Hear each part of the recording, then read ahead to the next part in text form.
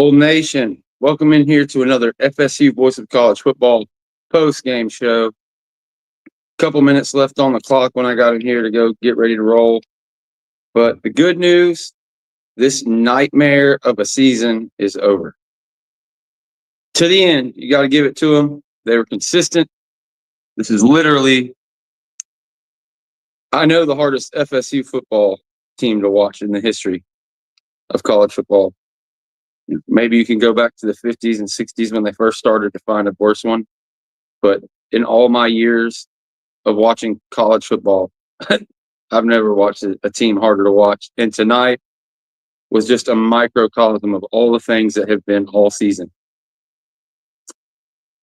Every time your offense gets moving, fumble. You lose 4 fumbles out of 7. The defense, shout out Florida State defense. They finally kind of gave out at the end as they have all year.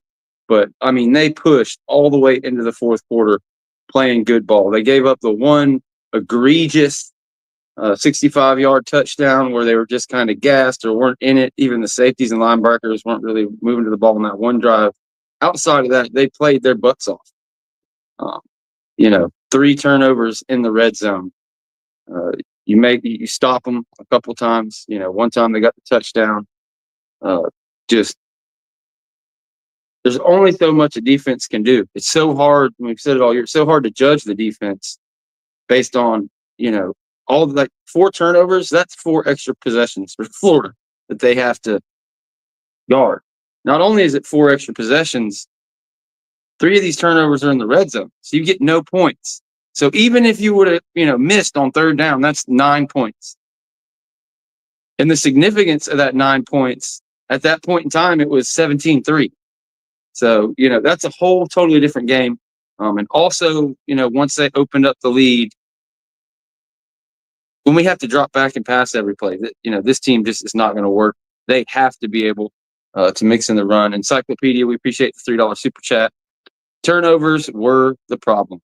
We had a shot. Yeah, look, as far as that narrative goes, Florida State had every single opportunity to win this football. They just, the guy said it. They're snake bit. They've got the yips, whatever the case may be. Cam Davis has, had a tough year, being forced into a lot of tough situations. I've kind of questioned it. I don't understand necessarily why he has to be put in such huge situations to fumble the ball and things of that nature. But hey, Lawrence Toafili, one of those fumbles, you have a great opportunity, and he runs for a first down, tries for an extra couple yards, and he fumbles. So it's not like it's one person. Luke Kromenhoek fumbled 2 or 3 times at quarterback. He only lost one of them. But, yeah, sure. Luke's clock has got to go off better in his head. And in some of those situations, he just needs to take off and run, throw it out of bounds, sit his check down a little bit sooner. But at the same time, all 3 of those plays where he gets hit from the backside, I mean, the left tackle provides 0 support whatsoever. Just got a complete OA job. There was a lot of that on the interior as well. I got my Florida buddy messaging me about how good University of Florida front 7 is. I don't know, maybe. But it's hard. You can't judge it off. Don't judge your front 7 off of FSU's O line because it's one of the worst in the country. It's tough. But again, on the positive side, the defense. I love the way they call this defense. I thought this was maybe the best called defense all year. You weren't just sending 4 guys, 3 downs, and then you're off. Every single time. They really mixed it up. They put 5, 6, 7 guys down, on the line of scrimmage, 8 guys in the box. They blitzed. They missed on some of those run blitzes. But again, for the first, 2.5, even really going into the fourth quarter, because you had an opportunity to go down there and make it a 1-score game, and then you trade touchdowns there. Who knows what it could have been? That touchdown we scored at the end to make it 11 points, that should have been a tie ball game. If you get a touchdown and a couple field goals, or at least to make it a field goal game with 3 minutes on the clock, you got every opportunity to go win that. So, yeah, you can't say more. Hats off to our defense. I thought, as I've said all year, they've got to stop the run. If they can stop Florida's run, they've got a shot. They gave up a few big runs in the first half, but for the most part, they stopped the run. UF kind of let us off the hook in the first half. Felt like they really wanted to get DJ Khaled, their big-ass 35-year-old freshman quarterback, in a rhythm. So they kept throwing it. At one point, he was like 2 of 6. They were like 2 of 7 on third down. So, a lot of positives. But just at the end of the day, you keep turning it over. If you can't ever score, there's only so long that your defense can hold out. And especially given the depth of this defense. That's something we've talked about a ton. My dogs are going crazy. I don't know if they're doing. But we haven't talked about it a ton, but there's not a ton of guys that come off the bench. So I know people are hard on Darrell Jackson and Farmer, but I have to go look at the snap counts. Unlike previous years, those guys have to be on the field to have any kind of playmaker. And, along with the kind of turnovers on offense, obviously that's the biggest thing. No playmakers. There's just nobody that can make plays. I don't think Luke so much overthrew that ball to Malik Benson as Malik Benson just started looking for it way too soon and threw his arms out, alligator arm. If he would have just ran and kept his head down or looked once, got to the spot, I'm not a wide receiver coach. I'm not trying to cap like one, but yeah, I thought that was a damn good throw by Luke. He should have completed that. Just Roydell started out good. I don't know. It's like he started feeling himself. He started doing a little bit too much shaking. He'd do shake to the right, shake to the left, spin move. It's like, dude, the first down is right there. Luke had an early misstep where he went to slide. I don't know if he thought he was way past the first down or he just wasn't thinking of the down and distance. But I made the comparison. Everybody was making fun of me the other day that I like Luke and I see him as somebody who could be, like if I'm looking for a comparison at his age, a Josh Allen type. I mean, people acted like I was crazy. Like, I'm not saying he's going to be Josh Allen now as a 6-year NFL vet or whatever the case may be. Josh Allen went JUCO. Pretty sure he didn't graduate at 17. Went JUCO, then went to Wyoming, where he had 4 or 5 snaps his freshman year, or sophomore year it would be. Then what would have been his junior year, his second year in the big boys, that's when he went off and threw for 3,000 yards. So maybe I'm wrong, but don't act like I'm too crazy. I see some Josh Allen in there. He just doesn't have the size, but he's got similar mobility, and he can make all the throws. He made a lot of good throws tonight.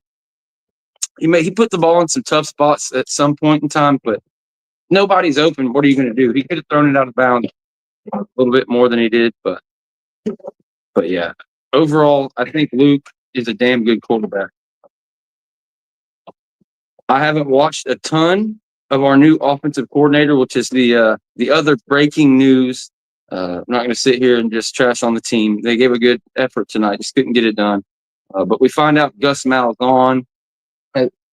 Good. Give me a second with these talks.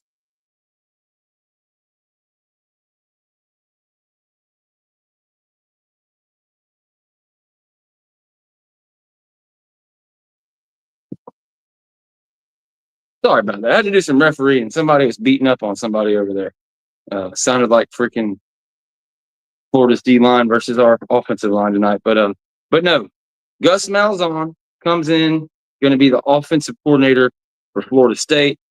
I'm not sure how you all guys feel about it. It was pretty wild.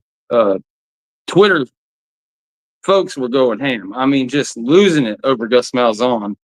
But yeah, I'm hyped. But what I was getting at earlier, I haven't watched a ton of him. Luke doesn't exactly hit the nail on the head for what we've seen from Gus Malzahn with, Cam Newton and then I forget the guy's name, Nick Marshall, the guy that he had in 2013. A little bit less mobile than those guys, but I don't know. I think he's mobile enough that he could probably do it.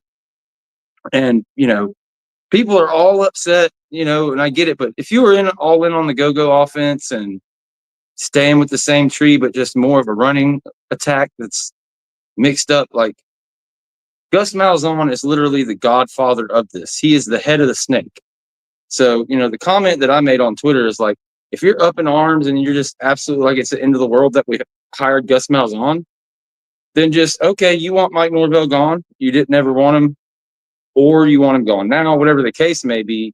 Like for Mike Norvell, if he's going to pull this thing off, sure, the go-go offense would have been great. And I was like, to me, it was 1A, 1B on Malzahn or Brendan Marion or even Dan Mullen. I knew Dan Mullen probably wasn't coming. I just said that was one of those that are pie in the sky. About 2 weeks ago, we let you guys know on my channel at the Renegade Report on Wednesdays at the Voice of College Football that, oh shit, we didn't even think about this the first couple months of this discussion, but Gus Malzahn literally gave Mike Norvell his first ever coaching job at Tulsa. Goes on and on and on. Literally is, kind of what inspired Mike Norvell's offense. Kenny, I'm not sure about Kenny Dillingham's, but the go-go offense, et cetera, et cetera. There's this idea that, okay, so he's been the head coach at UCF for 4 years, started off pretty good, is kind of having a down year, that somehow not creating an amazing program at UCF, who just jumped up a conference from Conference USA or whatever up to the Big 12. They act like that somehow equals not being a good offensive coordinator. And it's infuriating to me. I get it. It's not the exciting hire you want, but like, do you not watch any college football? Is Manny Diaz not a good defensive coordinator? Is Will Muschamp not a good defensive coordinator? Is Chip Kelly not a good offensive coordinator? Is Dirk Cutter not a good offensive coordinator? On and on and on. You go down the line. Head coaching does not equal in even any kind of sense coordinator. You have to know how to be a coordinator in order to be a head coach. But being a head coach and building a program has jack shit to do with being a coordinator. It's just common knowledge. Like it's why Dan Mullen could go be an OC if he wanted. It's why all these people Muschamp have a ton of success. Al Golden, I believe, is killing it somewhere as a coordinator. So yeah, you got every opinion to be wrong. It just seems to me the arguments that people are making are all, he gave up play calling duties and got run out of UCF. Obviously, things weren't going wrong. He did what he had to do. Who else are we talking about needs to give up play calling duties? Mike Norvell. Okay, so are you under the impression that Mike Norvell now is somebody who doesn't know offense and couldn't go somewhere elite and be an elite offensive coordinator somewhere? He was doing that shit a decade ago at an elite level at ASU. Okay, like it's like politics and everything else. Like, do you not live in reality? Does everybody work a job? Not everybody. Some people have disabilities. Some people are in between jobs. Some people try to talk in podcasts like an idiot, et cetera, et cetera. But, you work down at the gumball plant. You start out as the person that just shovels gumballs from one bin to the next. You make it up to shift leader. You watch the 10 guys that are shoveling gumballs. That's what you do. You take care of them. You take their time and stuff.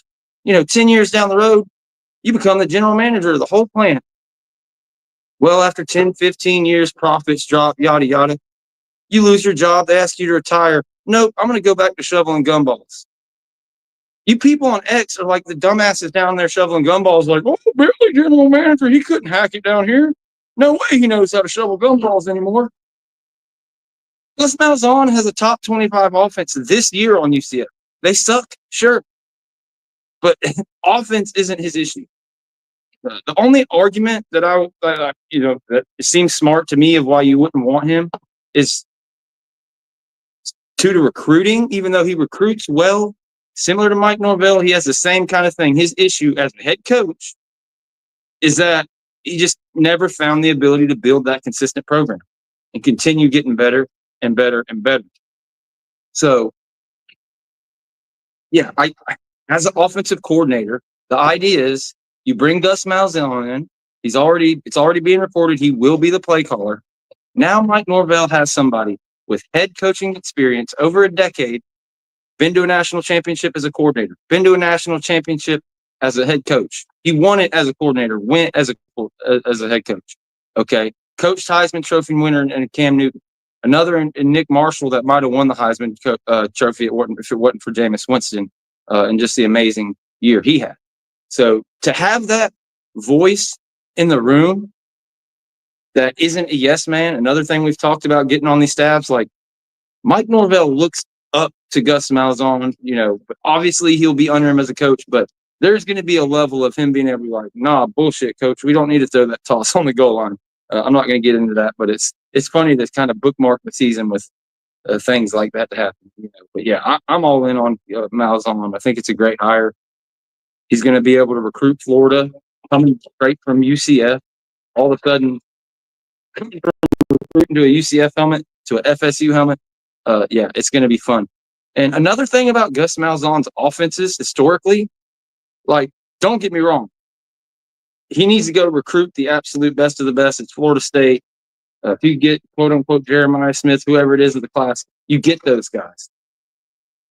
But he doesn't necessarily have to have, a Jameis Winston at quarterback.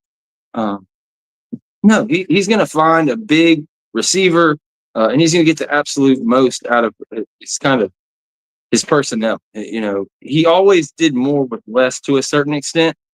So it'll be fun to see what they can get in here. I'm sure they're going to throw a ton of money at the portal. We're going to see if he's going to bring, I believe the guy's name is Herb Hand, the guy who's his offensive line coordinator or coach, at UCF. We'll see if he comes. Very interesting to see here in the next 24 to 48 hours who gets hired, who gets fired. It's going to be a lot of fun.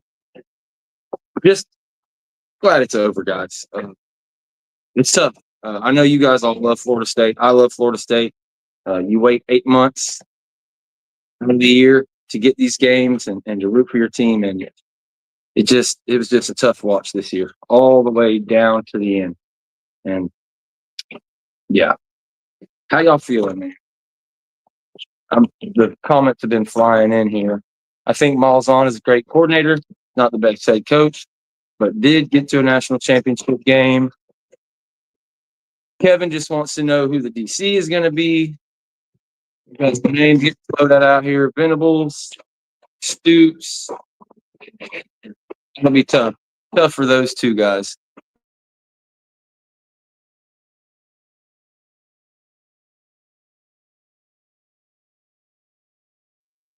Sorry, dude. My dogs are going nuts on me, so I'm having to take a break. Kevin Hickson reminding me the best part of the day was watching Miami. How about that, man? Well, how many years are we up to? Is this 21 years in the league with no conference championships? Man, you got to I feel so vindicated for all the people that were talking all the shit about Miami being as good or better than that Florida State team from last year. They could not be more wrong. Florida State that was undefeated. Florida State that sent 10 guys to the NFL, 6 in the top 100. And what's lost is everybody was just taking dumps on Florida State for having a backup quarterback the last 3 weeks of the game and only winning by 10, 15 points against ranked squads. And here you have Miami dropping 2 games to unranked squads with their Heisman all-world candidate quarterback. I can't remember who it was. I think Plies. Our man Plies, who big Plies fan, shout out to you or your brother for writing all those songs. But on Twitter, he's a goon. He's a goon on Twitter. He's constantly saying crazy shit. And he said, wow, man, I just don't know what I'm watching. I'm not used to watching a Miami secondary look like this. Oh, man, I quote tweeted that one, and I had to do it. Man, is this the first game you watched in a decade or what? Only 2017? That's the only year you watched? But, yeah, I thought that was funny. But, yeah. Now it's Clemson SMU in the ACC title game. Clemson, who just lost to South Carolina today. If Clemson goes and beats SMU in the championship game, they have an opportunity to just really screw over the ACC's kind of strength as much as possible. Going into this weekend, had Miami won, SMU won, and Clemson won, all of a sudden the ACC had a chance of getting 2 or 3 teams in. You'd have a 2-loss Clemson done, and then you'd have a 1-loss SMU and a 1-loss Miami playing for a conference championship that were both going to be well inside of the top 10. And, you lose to number 5 Miami or you lose to number 8 SMU, how far is that going to drop you? So it really is crazy. It was all on the table right there for the ACC to clean up, even without Florida State. just completely, break everybody's minds that thought it was going to be 4 SEC teams, 4 Big Ten teams. But it wasn't in the cards. Miami loses. Now they don't have another game. I believe they're at 6 or 7 in the college football playoff. They got to pray they don't drop 4 spots. Georgia lose. If Georgia, all of a sudden, you look back at that Georgia Tech game, Georgia Tech going down to Georgia may end up costing Miami their playoff spot. It's just, they already said if Georgia loses the SEC championship, they're in. So, that's it. That could end up being Miami's spot. They're talking about, Boise State possibly getting one of the top seeds over the Big 12 or the ACC, which I didn't even think was a thing. I thought it was just the Power 4 and one group of 5 at large. But no, I guess it's the top 4 ranked conference champions regardless of conference, which is, I guess that's fair because, obviously the strength of your schedule, unless you're Notre Dame, is baked into where you get ranked. For whatever reason, Notre Dame, it doesn't matter who they play or lose to, they get SEC type adoration. And they did their job. USC took them, I think it was like 35-35, and then Notre Dame scored a couple touchdowns to close it out. It looked like Florida State was going to cover in this one, but old Billy, he I don't blame him. They needed a win. They needed to get some momentum, but yeah, whoever bet on Florida got to cash their ticket in tonight. Miami next year, folks talking about they're going to be mediocre again. Yeah, it'll be really curious to see what they look like next year with Cam Ward and a lot of guys going. If they get left out of the playoff, I wouldn't doubt it if Cam Ward opted out. So maybe we'll get lucky and they'll have one of those opt-out bowl games where they just get crunched by somebody. That'd be hilarious.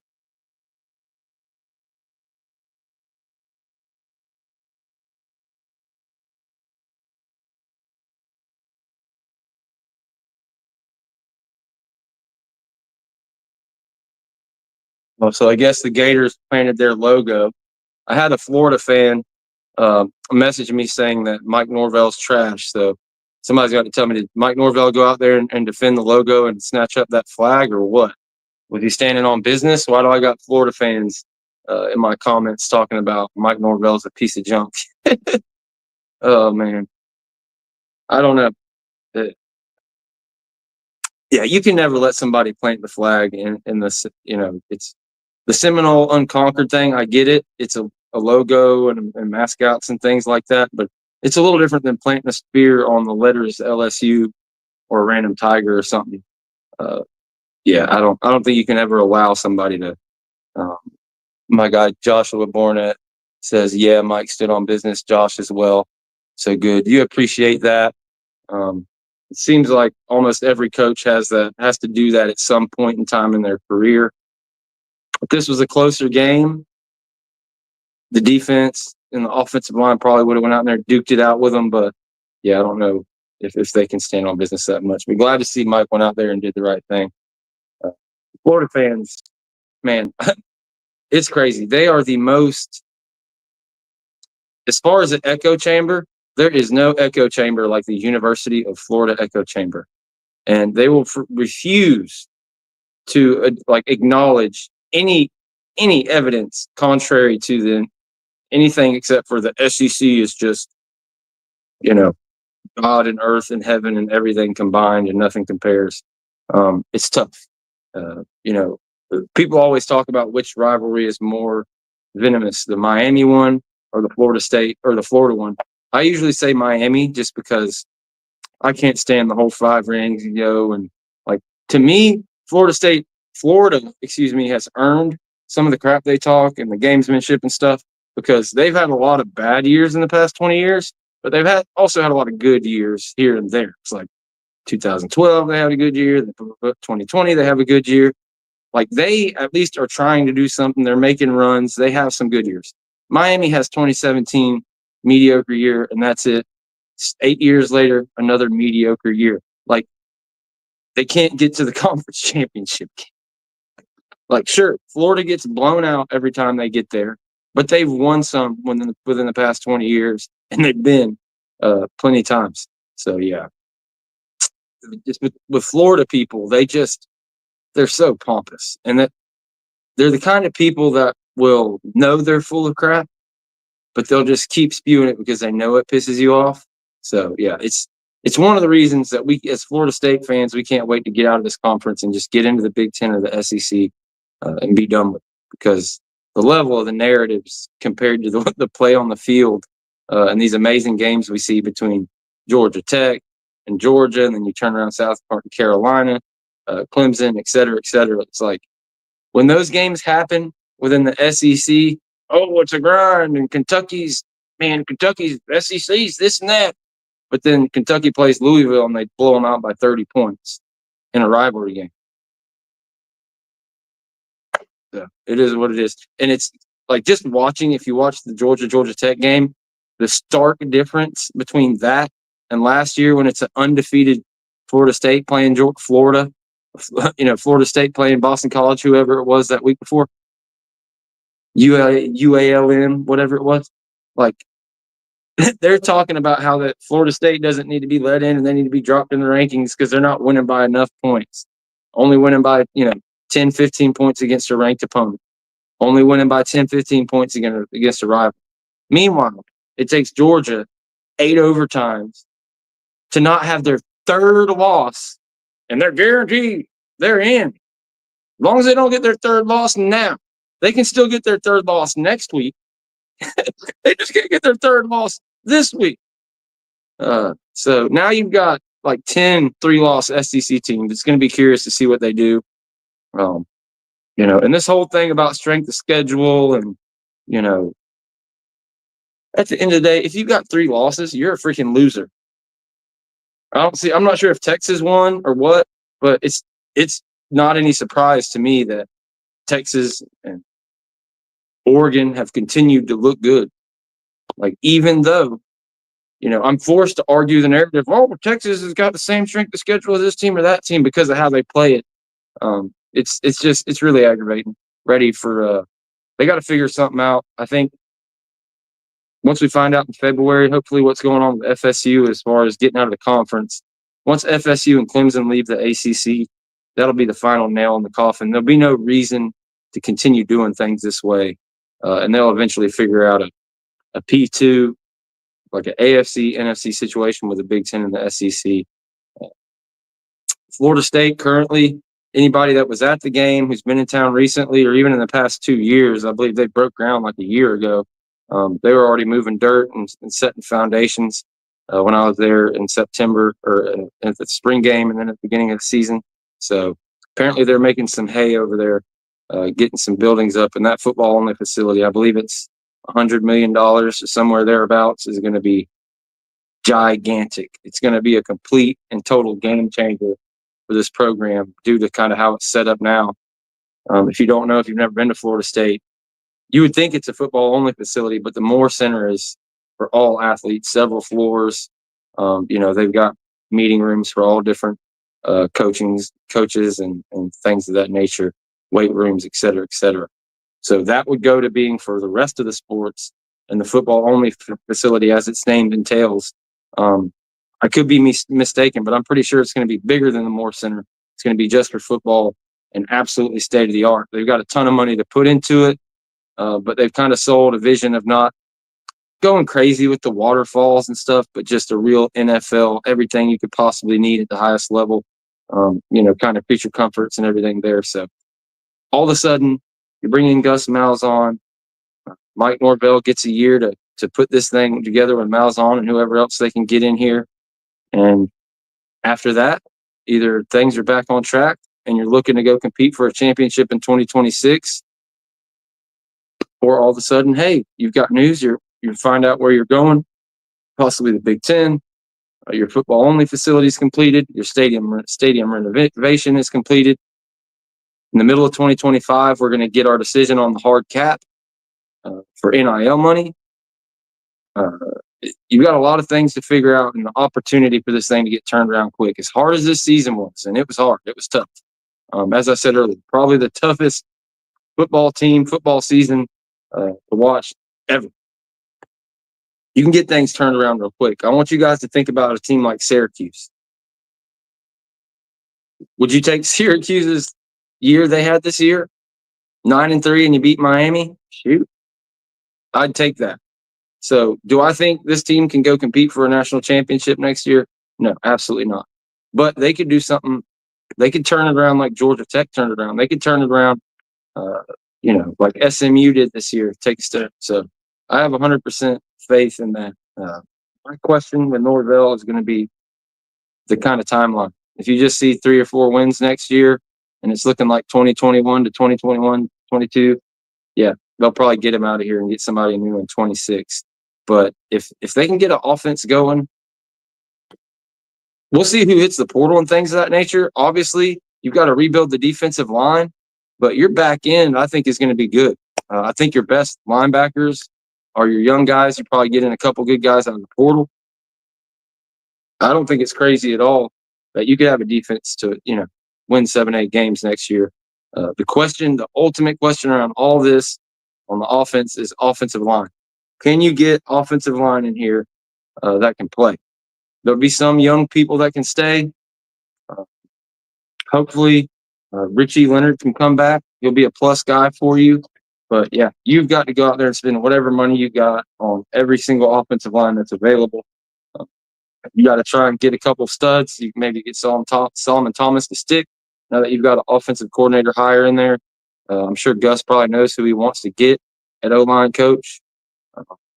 I can't remember the guy's name, but there was a high 4-star offensive tackle, offensive tackle that was committed to Gus Malzahn and UCF that decommitted immediately upon the news. Several different players, I think 3 or 4 of them from UCF decommitted. So we'll have a lot of news. Things are going to start popping in the next few days. Today is November 30th. So we are,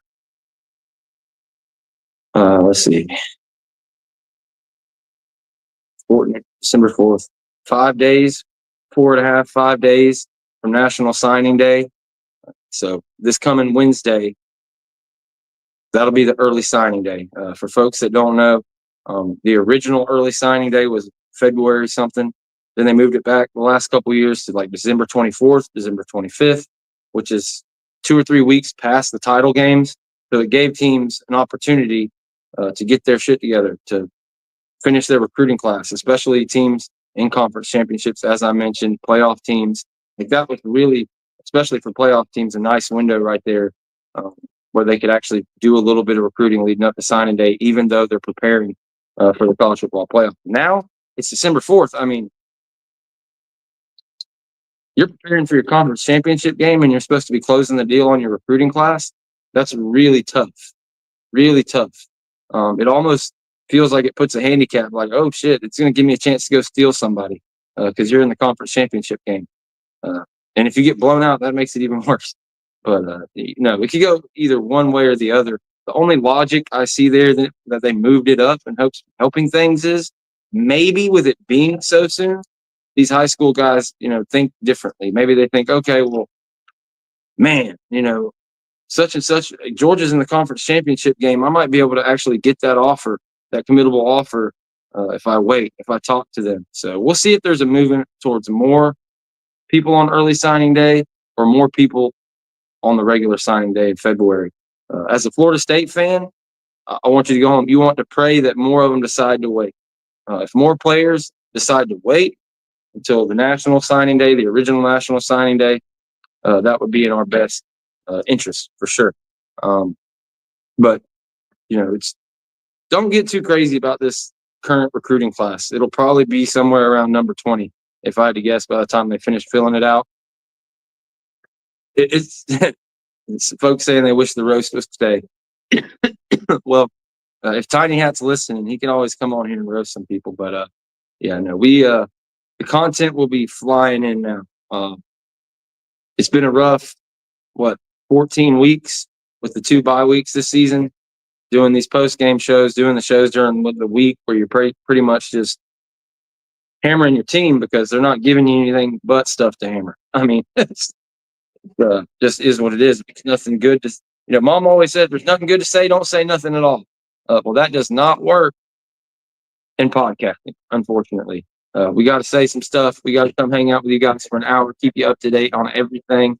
But yeah, things are looking up. Just the fact that the season ended, things are looking up. It would have been like so ironic, so amazing with all the players that have flipped to Florida to be able to get this win. It would have been a huge momentum swing. You might actually could have done something with your recruiting to get into the teens. We'll see. We'll see what happens. Javon Boggs is a receiver that Florida State has been after for a couple of years now. I believe he was committed to UCF at one point. Maybe we can get him to come down. There's some options out there. There's a lot of recruiting is weird. Don't get me wrong. I preached and preached the top 100 guys in the country. For the most part, those are hard to miss on. They just absolutely can't miss 5 stars. Those are the guys you need to come in because even if they don't become a first rounder, they're going to have a certain floor of ability that you're going to be able to put them in and your offensive line not look like it looked last night. Guys come in as a freshman, sure, they might not be great. They may not be all conference, but they'll be serviceable. They'll at least get in the way of somebody. So we've got to get those guys. But outside of that, kind of every coach, every staff has a specific evaluation method, a way to decide what guys they go after. Well, that had fallen down sharply at Florida State. Portal class, I don't know. We had a pretty damn good group early on until things fall apart. Well, now that things have fallen apart, getting a different person in here, a slightly different idea of what you want to do with your scheme, and Gus Malzahn, the kind of players who this morning when we woke up would never have even thought in a million years to come to Florida State, all of a sudden, bam. That's why you're seeing, guys like this offensive tackle from UCF that you never even thought about. All of a sudden, he's on the board. Maybe you can get him in. So really excited to see where they go there. And the same thing for, transfer portal flips. I told you guys, UCF had a top, I believe it's number 18 offense in the country, even though they've only won 4 or 5 games. Well, guess what? Maybe you can get a couple of them offensive linemen over here, baby. I'll take them. Can't be worse than what we got. So, yeah, all that stuff helps. Thomas Castellanos was like a hot name. He balled out against us, almost beat us last year, made a lot of waves. Had kind of a sophomore slump, and the reaction to the thought of him transferring here has been like, yeah, just people have recoiled. Kind of like the people on Twitter today acting like the Gus Malzahn hire was a bad one. I get it, and I'm kind of sympathetic. I'm not the biggest fan of these kind of guys. Last year, when everybody thought Jalen Milroe at Alabama was God's gift to football, I was like, I don't know what the hell game y'all are watching. The dude takes 4 seconds to pass it. He's not that accurate. He's just a great runner. He's just a running back. That's come a little bit to fruition, and maybe that's a little bit of hyperbole. He's not a bad quarterback. He's a dang good quarterback. It's just not what they were making him out to be, a Heisman Trophy winner and all those things. Castellanos is less developed than that, but who's his coach? It's Bill O'Brien, pro style. Bill O'Brien, 6'5". He does not want Thomas Castellanos at quarterback, and that's exactly what happened. When he was at Alabama, the same guy, Bill O'Brien, told Jalen Milroe he cannot play quarterback. He needs to in this offense. He needs to go to wide receiver. So here you have a guy who showed off early promise like a Jalen Milroe at Boston College. Again, maybe not quite as good a thrower. And it falls apart. He benches him. We don't know what went on behind doors.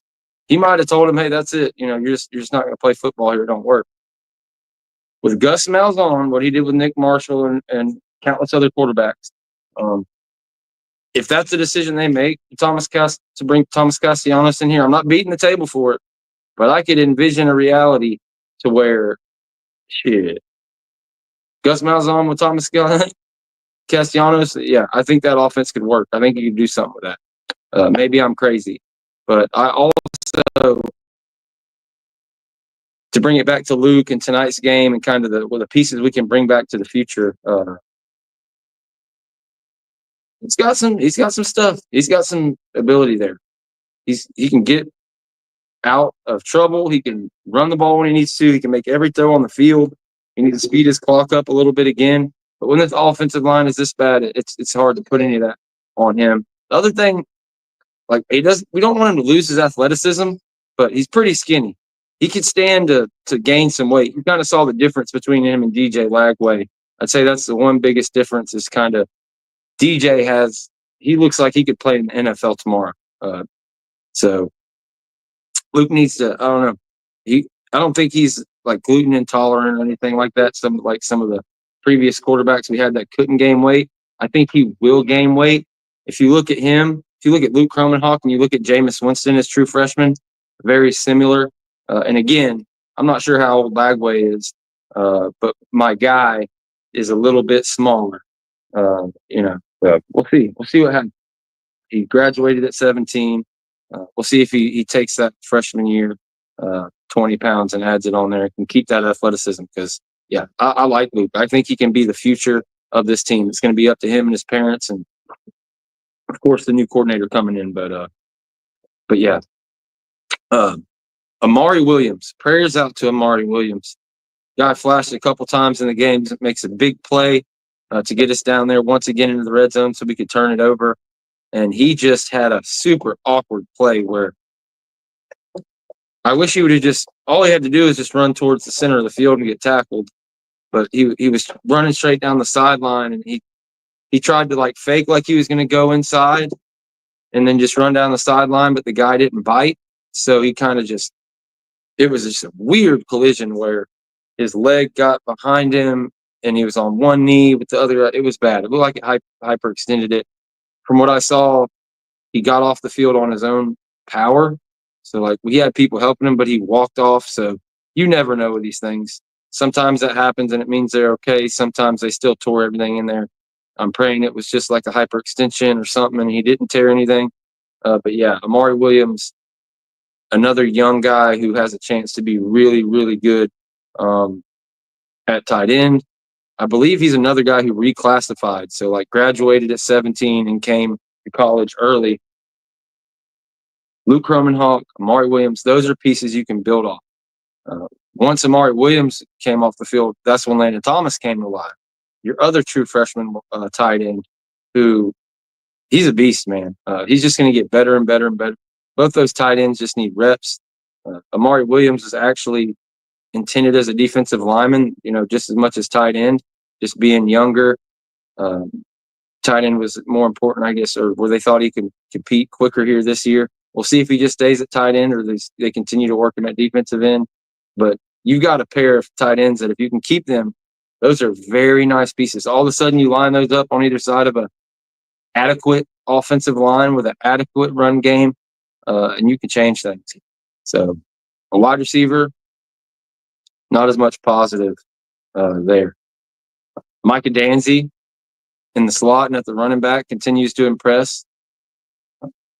Boy, tough. Muffing the punt there. Another one of those just backbreakers in the game where you make a big stop and then boom, you give it to him on the 5-yard line. Who else on the offense? Cam's tough. Cam's got probably more snaps than any of the freshmen. He's got to figure out those tosses and holding on to the ball. Can't keep having those kind of mistakes. I think of who else stands out on offense. That's really about it. Sam Singleton. There's some promise there. I could see Sam Singleton becoming a decent back, but yeah. I'll read through the comments. If you have any questions, feel free to throw them up there. Of course, all super chats get thrown up on the screen. I don't know if I put this up here. Robbie Heck Music was agreeing on something earlier, and he's been a member now for 11 months. I know he's a member on my channel at the Renegade Report. I'm not sure if he's a member right here at the Voice of College Football, FSU Voice of College Football, that is. But he probably is. Robbie Heck, he's a nice guy. SMU wins the ACC championship. I still don't see a second ACC team getting in. I don't still doesn't compute. Like, I never saw 2 going in, but all of a sudden going into this week and last week, you looked at it and it seemed like you had a damn good shot to get 2 in. Like, due to what happened today, like, that's the reason they're not going to get a second team in. You know what I mean? I guess. is what I would say to that new to this. Because if Miami wins and Clemson wins and whoever else, SMU would have all won this week, you'd have had 2 in regardless. It wouldn't even matter because Clemson would have got in probably with 2 wins or 2 losses, and then you'd have 2 one-loss teams playing in the conference championship. And with the just absolute carnage that happened around the country, you'd be hard-pressed to leave out, you weren't going to be able to put 4 Big Ten and 4 SEC if you had 1 loss and 2 two-loss ACC teams, I don't think. But, you never know. You never know. Clemson would have had a ranked win. ACC, Miami, would have had 1 loss. SMU would have had 1 loss. It'd have been really, really, really hard to spin that. Still, folks, I see folks still talking about the offensive line. And, guys, that's the story of this game. It's the story of the season. Wide receiver and running back has been bad. It has been bad. Don't get me wrong. All that stuff starts with O-line. And, once you get snake bit, once you get the yips or whatever it is, it's like it happened sometime during that Georgia Tech game.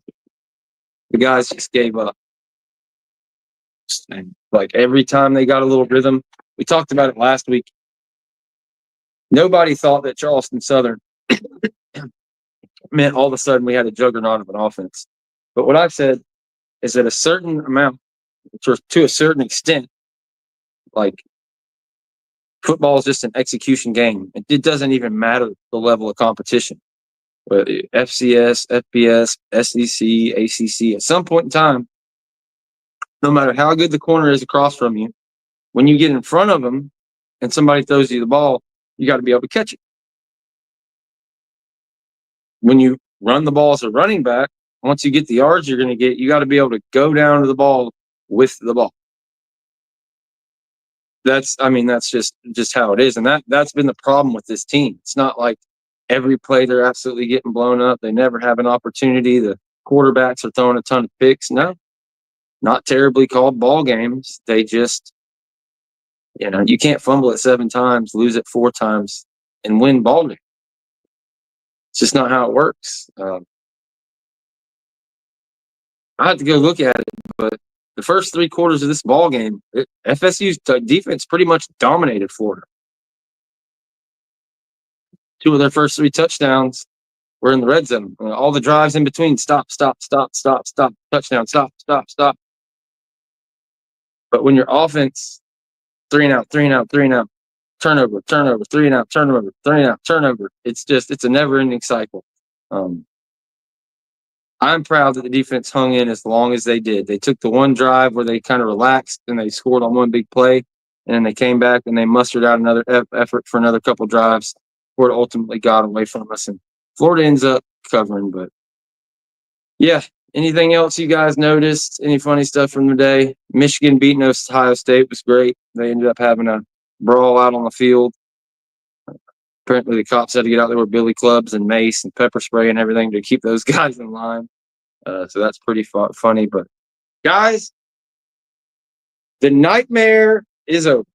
The nightmare season is over, and Florida State has a chance to build things again. Get out of the studio, you. So just happy about that. Guys, get fired up. It seems like the chat is with me, and they're excited about Gus Malzahn. I'm excited about it. The biggest thing I was scared about was this search, because they were talking about there's people on playoff staffs that are wanting to talk to us and things of that nature, was that they were going to push this search off. They were going to wait. But no, you get Gus Malzahn in. All the things, like I said, with UCF transfers, they've got a damn good offensive line, possibly get that offensive line coach. The high school guys he's recruiting, he can bring. There's a lot of things that can happen real quick between here and December 4th. You can get some recruits in here. Obviously, you want to be able to get some defensive recruits, so you want to hear who that defensive coordinator is. Hopefully, we'll find out Monday or have an idea, or maybe get an assistant coach that gives us a clue, whatever the case may be. But, shit's going to start rolling downhill, and it's going to start rolling downhill fast, guys. The game's just ended, so, just from Friday, you saw, a bunch of players hitting the portal from the teams that have already played their last game. Well, now everybody's done. Everybody except for conference championships, they're done. No more football to the playoff bowl game. So you're going to see an absolute avalanche. Right now, I believe it'll just be upperclassmen.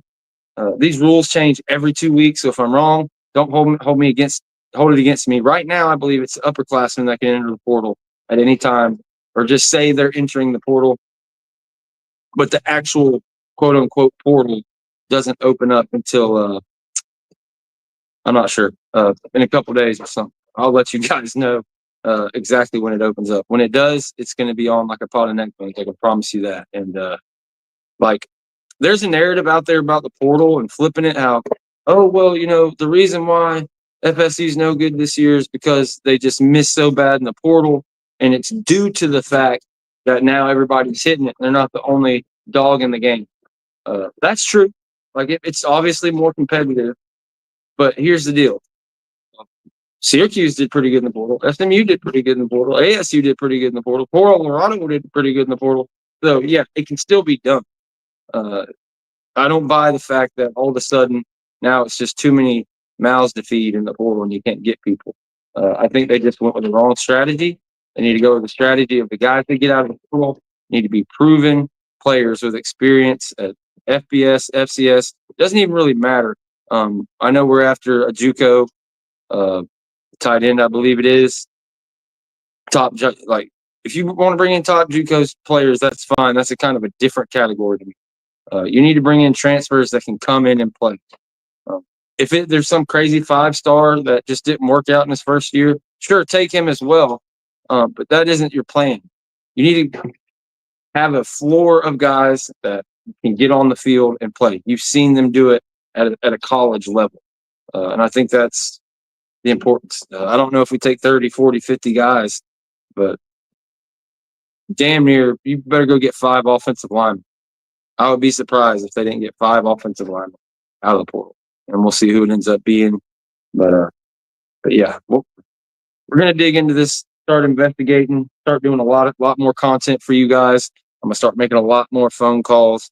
December is going to be crazy. There's going to be all kinds of rumors, staff getting filled out, transfer portal cats, high school recruiting.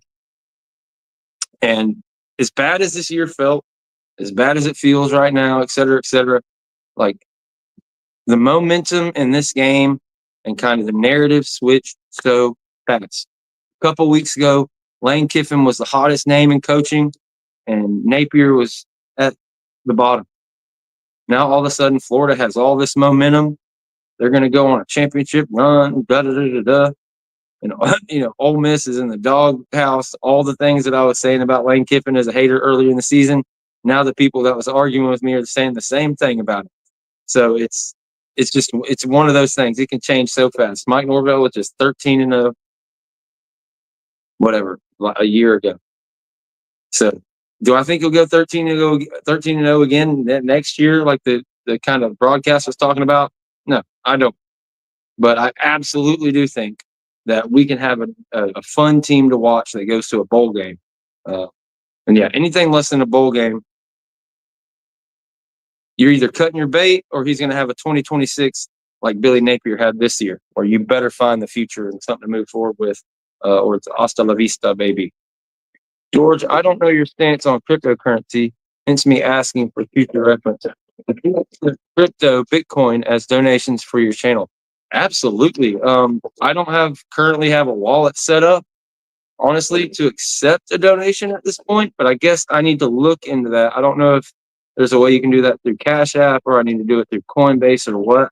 But yeah, absolutely, we take Bitcoin as a donation. There's nothing, not to go crazy into cryptocurrency, but I don't think there is a more stable thing to invest in the world right now than Bitcoin.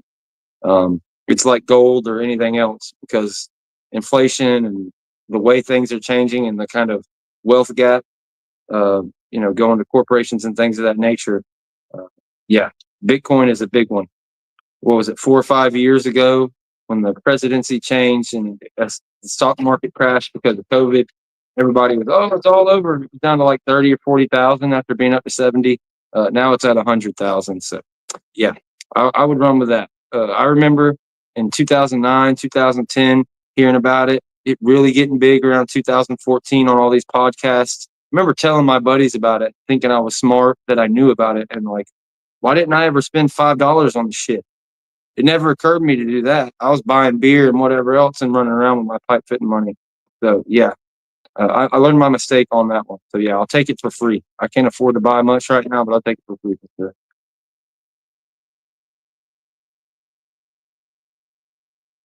We're almost an hour in, so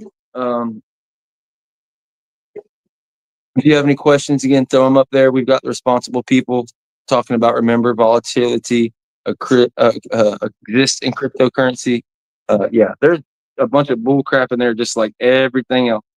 And if I'm going to give one advice when it comes to investing, if you want to get into the stock market and things of that nature, if you're not patient, get out. Because if volatility scares you and as soon as it goes down, you're going to sell it, do this, do that, you'll lose out. You got to, invest in something that you believe in and hold it for a while and cut your losses, or, just go invest in a mutual fund or something that just tracks the entire market. You can do really good on that. Don't jump off the deep end, or do like I did and just start a podcast and try to go full time after 6 months. Just take your time and walk before you can crawl. We need a strength and conditioning department who reduces our injury rate by half. Also, forget the bodybuilder physique. Get our lines bulked up and stronger. This is one, and my co-host Sean is big on it, and it's fair because he's been saying it all year. People are hard on the strength and conditioning program, and want to see it as kind of a problem. I'm open to criticism of them. Like, what is it? Are we going too lean? Are we not, putting enough mass on guys? Are we going for speed more than we are for, there's questions. Are we not doing enough power training? Maxing out enough, whatever. I'm not up on the latest weight room techniques. It's fair to have questions, but defensive linemen look to be in pretty good shape except for Pat Payton. Like, how much is that Pat Payton? Like, who's allowing that to happen? I don't know. I don't know if that's the weight room. I don't know if that's Mike Norvell. I don't know if, Storms doesn't have enough assistance. I don't know exactly what that is there. But for me, looking at all the guys that have came through, portal guys, people act like the only portal guys we got were Braden Fisk and Keon Coleman. Like, no, Jerry and Jones, Renardo Green, those guys came in as not physical specimens and left as guys who just went right into the NFL and balled out. So DJ Lundy isn't the greatest, linebacker ever, but the way his body changed and kind of pretty much they did whatever they wanted with him and kind of fluctuating his weight and trying different sizes in his time at Florida State, I thought was good. The offensive line, I just think they're just not good. I don't know how it's hard for me to put the offensive line on strength and conditioning because with all these other guys developing and doing all these great things, like looking at Farmer from when he got here to what he is now, I think there's just a hit rate on these 3-stars. And you look at all these 3-star offensive linemen, they just were never going to be good. It is what it is, but it's a fair criticism. I personally if you ever, did high school science, biology, whatever the case may be, there's this thing called the scientific method. It's got 7 steps. I'm not going to go through all of them, but when you go through the scientific method to do an experiment, you have to have a control, and then you have to have the experimental setup. So the problem with Florida State is there's no control. We don't know that our tight ends are good and our wide receivers are good and our quarterback's good. And you can just, it's obviously the offensive line because wide receivers haven't come. The running backs fumble. The quarterbacks throw picks or fumble. The defense gives up 80-yard runs. The DBs couldn't communicate at the beginning of the season. The linebackers couldn't fill holes. So how can you point at something and say that's what it is? Well, it took a little bit, took me about a month to just completely give up, but I think it's pretty clear because I believe it was Jim Harbaugh I seen a video of him talking about this. Offensive line is the only unit on the football field that doesn't depend on anyone else, but everybody else depends on them. The quarterback depends on the offensive line. The running back counts on them. The wide receivers, everybody. Without them, the offense can't do anything. Defensive line is kind of like that on the defense, but not to the same level. But yeah, if your defensive line plays well, it makes your linebackers' job easier, and it makes your DB's job easier. But without a serviceable offensive line, you just can't get anything done, and that's what we've been. I mean, who knows? Who knows what Luke could have done? Who knows what anybody could have done on the team with a better offensive line? But yeah, we didn't have it. Damn dogs are going to drive me crazy. Oh, we got Gators in here. Vanderbilt fans.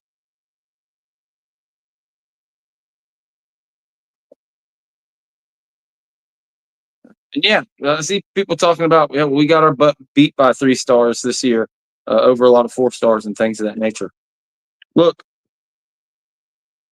at the high school level, yeah, you have to bring in 4 and 5 star guys. And in my opinion, it's more important to get those top 100, top 150 guys, whether it's 5 or 10 or whatever. It's important you knock them in, and especially at the specific positions that matter, like offensive tackle, defensive end, and defensive tackle.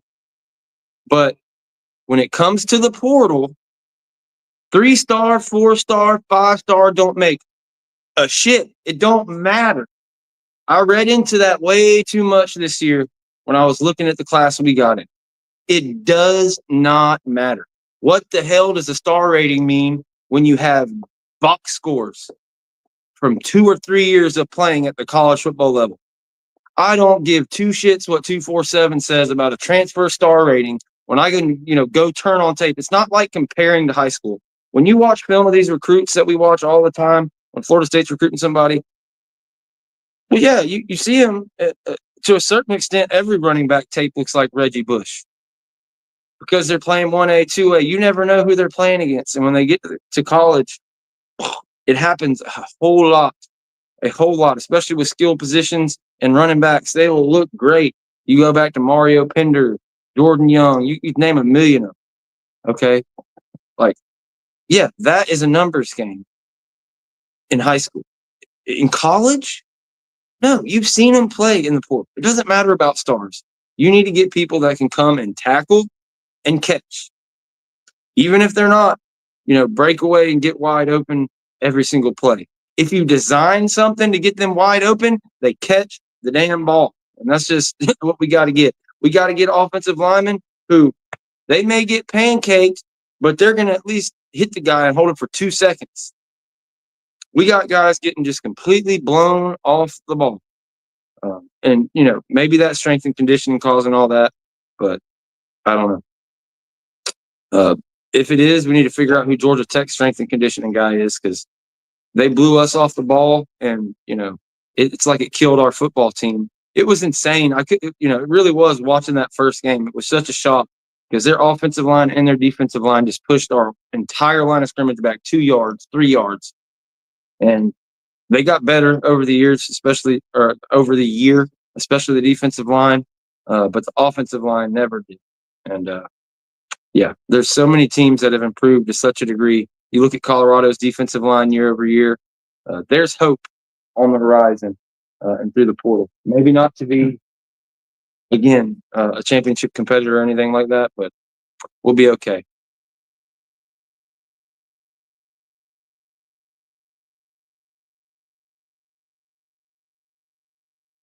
Florida fans having their fun. Go ahead, do a lap for your 6-6 season.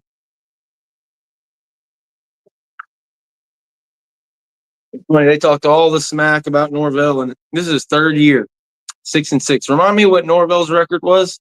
Year 3, 10 wins. Made a run for a national title the next year. Towards a national title. Didn't get a chance to play for one, unfortunately. We'll see.